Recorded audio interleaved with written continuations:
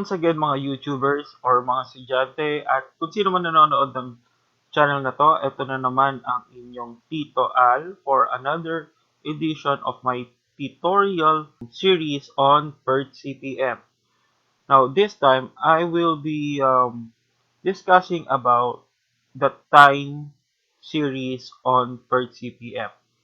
Okay? So, let's start.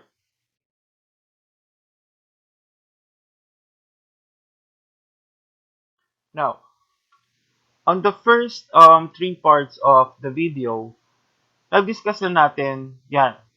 Yung example natin na nasa screen, yung isang business plan project ng mga estudyante. And meron tayong mga activity, yung description ng activity, immediate predecessors, and yung mga time estimate per activity. Next, we have performed the forward pass. Okay? Natatandaan nyo pa ba yun? After ng forward pass, meron tayong backward pass. Okay? Forward and then backward pass. So, dapat tandaan natin yung rule sa paggawa ng forward at ng backward pass. Next is, nalaman na rin natin ang tungkol sa slack time at paano malalaman ang critical path or yung mga activities na nasa critical path. Okay? So that's it for our review of our past tutorial. Now, in PERT-CPM, there are 3 time estimates that we are to consider para ma-estimate natin kung kaya nating matapos ang isang project doon sa deadline na sinet. Okay? Now, what are those 3 time estimates na yon? The first one is what we call now as the optimistic time. Optimistic time, nasa iyo ang pagkakataon. Okay? Yung bang wala, kahit na anong gawin mo, walang nangyayaring masama. Okay? So, nakukumpleto mo yung mga activities as planned. Kung gaano mo siya na-estimate na matapos or gaano katagal siyang gawin, yun talaga yung mangyayari. Walang nagiging delay sa mga activity. Ang pangalawa, yung opposite ng optimistic time, which is the pessimistic time. Ikaw naman yung napakamalas mo na tao. Diyos ko, lahat na lang na ginagawa sa activity, puro problema ang nangyayari. Now, kung puro problema ang nangyayari sa activity, eventually, madedelay ang buong project. Okay? Now, yung third one is nasa gitna nung dalawa, which is the most likely time.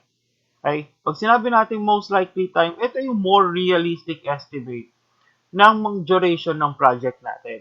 Okay? Now, yung diniscuss natin na time estimate, gagamitin natin siya para malaman natin yung expected activity time. So, kinonsider natin yung tatlo. Yung optimistic, yung pessimistic, and most likely time. Now, tignan natin yung formula. Okay. Now, nandito ang A. Si A, si optimistic time. Nandito rin si B, which is yung pessimistic time. And also the M, which is your most likely time. Okay? Now, again, makikita natin on the slide na ang formula niya is T is equals to A plus 4M plus B over 6. Okay? Wherein 4 and 6 are constant. Okay? So, with this one, malalaman natin or may estimate natin talaga kung ano yung average time ng duration ng isang activity. Okay? Average time. Bakit ko sinabing average? This one, guys, is actually also called as a mean. Average din yan ng time. Okay? Now, another formula that we use to estimate the project time completion is what we call now as the variance. Okay? When we say variance, yan. It is the degree of variation from the mean. Gaano siya kalayo or kadisperse sa mean. Okay. Para mapaliwanag ko sa inyo yan, gawin natin graphically, okay? Suppose this line is your mean, okay? So, pag sinabi nating mean, average siya or nasa gitna siya. Now, meron kang data dito at meron ka rin data dito. Meron kang data na ganito, saka isa pa. Okay, two sets of data. Now, notice, sa tansyahan pa lang, this first set of data, ito yung mean niya. The second set of data, pagpalagay na natin, ito din yung gitna niya, yung line sa gitna. Okay? Pero may pagkakaiba sila. We could say that the second set of data is more dispersed as compared with the first set of data. Kumbaga, mas kalat yung second data kesa dun sa first set ng data. So, yun yung ginagamit natin sa variance. Kung paano natin intindihin si variance. Kasi si variance would provide us a standard error. Now, yung standard error would provide us how accurate yung mga time estimate natin. Remember, hindi pa nagsisimula yung project natin. Nag-estimate pa lang tayo ng time para matansya natin kailan matatapos yung buong project. At malalaman din natin kung gaano kahaba ang isang activity. So, the higher the standard error, mas risky yan. The lower standard error, syempre, less risk. The formula for our variance is, ang ginagamit lang natin dyan is dalawa. So, in dispersion natin, ang ginagamit lang natin sa dispersion is yung pessimistic time as against with the optimistic time. So, B minus A over 6, tapos meron tayong yung common term, raised to the second power. So, power yan, guys. Power. Power! Here is an example of different time estimate. So, ang ginagamit pa rin natin, we will be using the same activity as dun sa mga previous video natin. Now, naglagay tayo ng time estimate. You have optimistic, meron din tayo most likely, and pessimistic. What we are trying to do here now is to get the expected time for each activity. Gagawin natin yan on the next slide. Computin muna natin yung activity A. So, I will give you like 2 examples, okay? Then, I will let you try it on your own. Siyempre, mahirap yung node-node lang din tayo. Gawa-gawa din, okay? Para makuha din natin or practice-practice lang din, okay? So, tatry ko sa activity A. Try natin sa activity A. Remember, the formula is A plus 4M plus B. Hanapin muna natin si A. So, ayun siya. Gawin natin dito is 1 plus, ano yung most likely value? That is 2. So, may constant tayo na 4 times yung M value natin or most likely value is 2 plus, syempre, yung ating pessimistic time, 3. Hindi ko muna i-divide sa 6 ha. So, add muna natin siya. So, ito na mo lang muna para madali. 4 times 2 is 8. Tapos, lagay natin 1 and 3. So, 1 plus 8 is 9. 9 plus 3 is, ilan ba? Mga bobo! Okay. May sumagot na rinig ko bigla. So, that would be 12. Saka natin siya divide ng 6. Okay? Ganyan lang talaga mag-compute. Hindi ako yung step by step talaga. So, 12 divided by 6, you have 2. So, ang expected time natin for activity A is 2. Okay. Now, try naman natin kay, let's say, F. Try natin kay F. Okay? So, F. You have 1 plus 4 times 2, and the pessimistic time here is 9.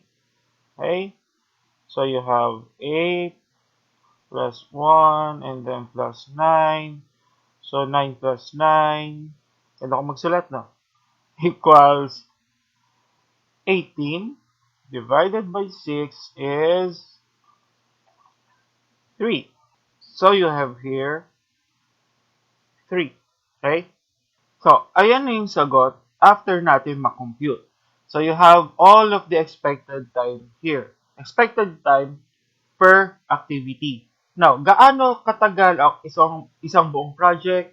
I-add lang natin to. I-add lang natin lahat ng activity.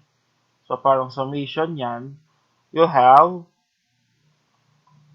25 weeks. So, you have an estimated project completion time in 25 weeks. Okay? Try naman natin computein ang variance. Itong variance na to.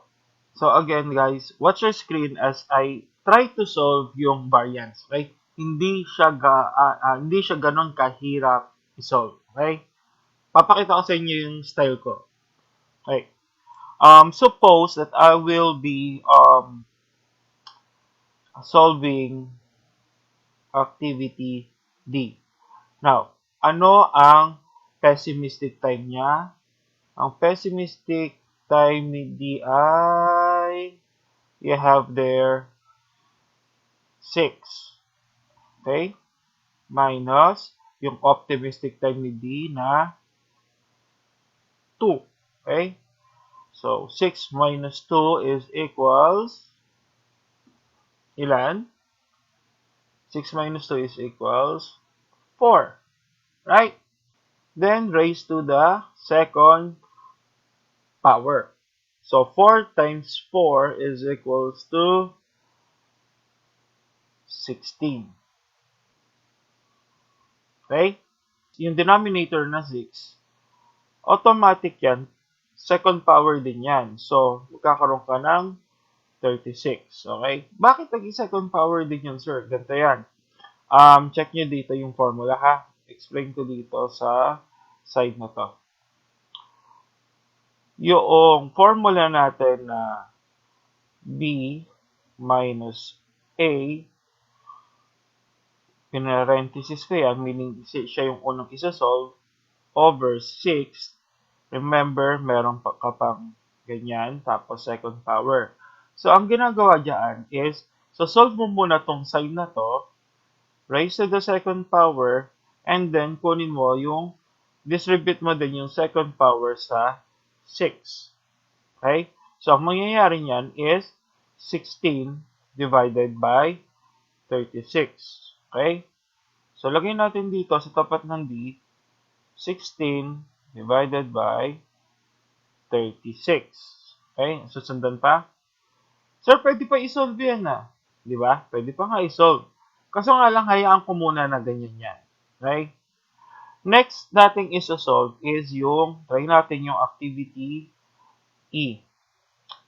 So, again, with activity E, ang pessimistic natin, ito si activity E, ang pessimistic time natin is 7, ang optimistic time natin is 1.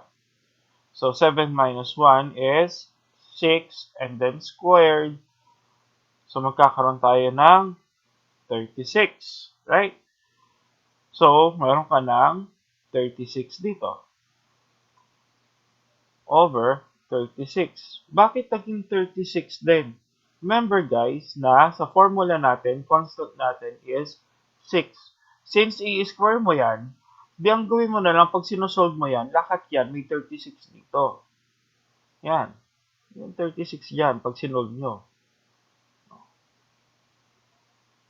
Di ba? Mas madali. So, ang kukumpitin na lang natin is yung B minus A.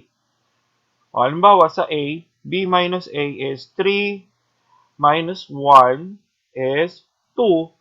Raised to the second power is 4.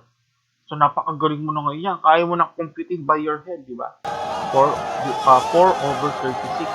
Okay? So, pinakamadali siya. na paraan para makompute mo yung variance. Rather nang kukompute mo isa-isa yan sa calculator tapos 4 divided by 36 equals itong decimal na to. Tapos sa next, ganun uli, ka-calculator ka uli. Not unlike kung ganito, na na-solve mo na lahat nung automatic naman kasi na 36 lahat ng denominator niyan. So all you have to compute is the numerator. So, ayan na nga guys, nakumpleto na natin yung ating table. Meron na tayong kumpleto na ang ating expected time at ang ating variance. Nalaman na rin natin na ang expected time of completion natin is 25 weeks para matapos yung project. Next is, kumala na natin yung critical path analysis. Nakalagay doon na matatapos natin yung project ng within 15 weeks. So, maganda. Ang tansya natin, 25 weeks. Pero sa critical path natin, nalaman natin na 15 weeks lang pala, kaya nang tapusin yung project. Paano nangyari yon? Kasi guys, remember, on using this one, sinabay sa, baga ang assumption natin is pagkatapos ni A gagawin si B, pagkatapos ni B gagawin si C, pagkatapos si C gagawin si D.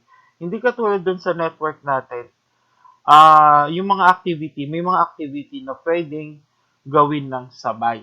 Okay? Now, suppose na ang project deadline natin is 16 weeks.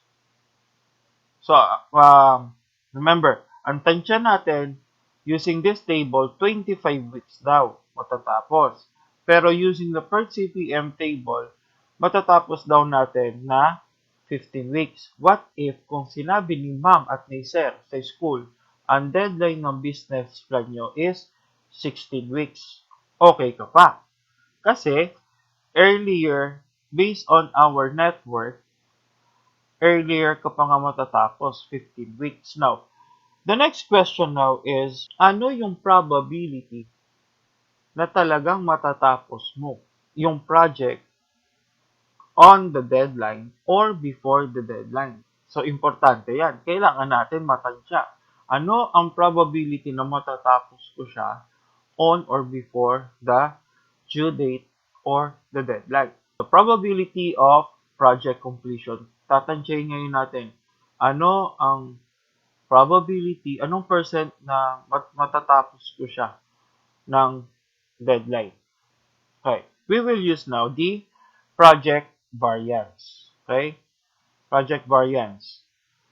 That is just the summation of the variances, ito critical, variances of the activities on the critical path. So, yung mga variances lang daw ng mga activities na nasa critical path.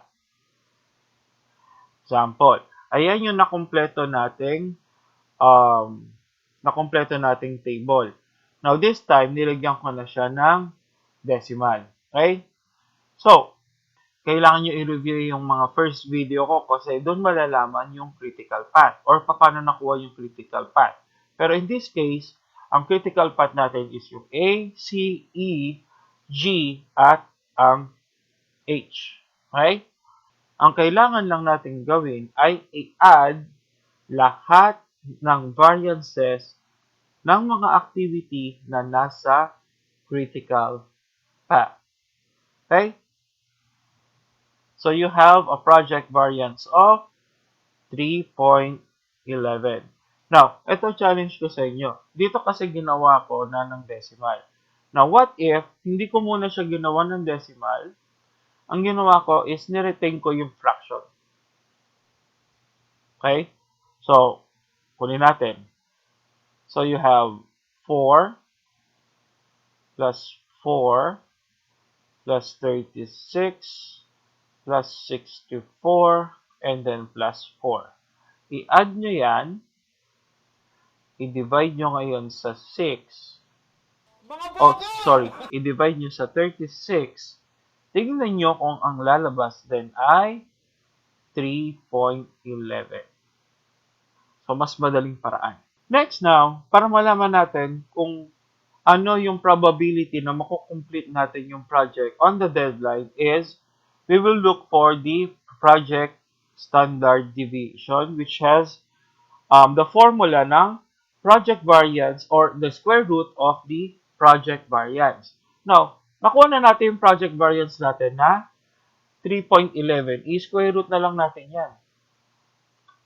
And you have 1.76 weeks. So, meron kang standard deviation na 1.76 weeks. So, more than 1 week na deviation. Okay. Now, saan natin gagamitin yung 1.76 na yan? Okay. Again, the probability that the project would be finished on time. We will use the Z value. So, paano si Z value? Yung due date natin and the expected or yung due date less the expected date of completion. Now, meron tayong due date na 16 weeks. On our PERT-CPM, we know that we could finish it in 15 weeks.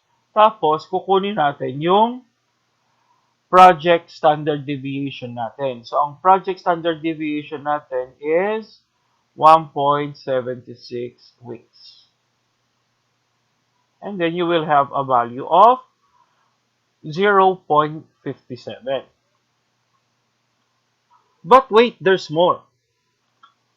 Ano ang percentage na matatapos ko siya on the due date? You have a probability of 0.57, but hindi ibig sabihin na 57% matatapos ko si project ng due date. No, that's not it. That is a Z value. Yung 0.57 natin dito is just your Z value. Okay? Parang Dragon Ball Z lang. Now, pag alam mo yung Z value mo, all you need to do is to look for the Z table. Okay? Paano ngayon natin hahanapin yung percentage ng completion natin sa due date using the Z table? Now, let's look at your value. You have 0.57. Hanapin mo muna yung 0.5. Hanapin mo muna yung 0.5. Makikita natin siya on this particular column. Yan, dito sa column na to. Dito sa column na to. Okay? So, saan si 0.5? Ayun. Yung second, ito, since second decimal place siya, dito ngayon siya sa taas. So, you have 0.5. You have 0.5. And then you have 0.07, so 0.57 na siya, hanapin mo kung saan siya nag-meet or yung intersection ng dalawa. So you will have 0.7156. Okay? So the probability of completing the business plan in 16 weeks or 15 to 16 weeks, wag na tong less kasi baka mamaya philosophy ka ng teacher mo, sabihin 1 week tapos na, di ba? So, 16 weeks or between 15 to 16 weeks is that you have 71.56% that your business plan would be completed between 15 to 16 weeks.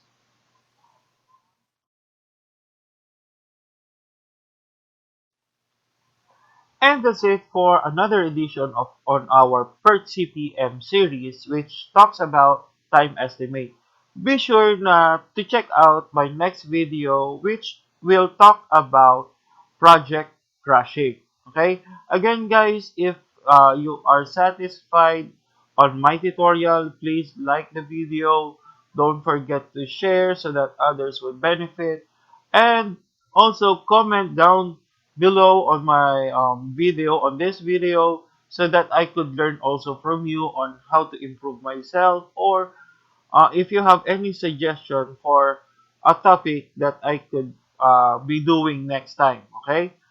And also, please subscribe to my channel for you to get the latest updates on my tutorial videos. So once again, this is your Tito-riAL saying, keep safe and chill. Iskul Bukol. Yes, Iskul Bukol.